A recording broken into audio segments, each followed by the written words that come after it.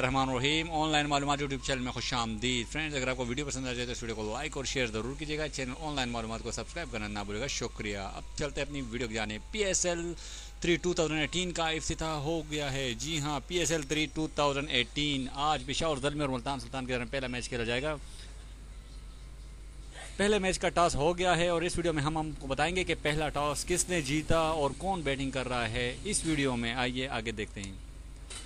Online मालूमात channel YouTube की जानिब से आपकी खिदमत में हाजिर है। पाकिस्तान सुपर लीग के तीसरे सीज़न के इफ्तिताही मैच में मुल्तान सुल्तान ने पेशावर ज़ल्मी के खिलाफ टॉस जीतकर पहले फील्डिंग करने का फैसला किया है।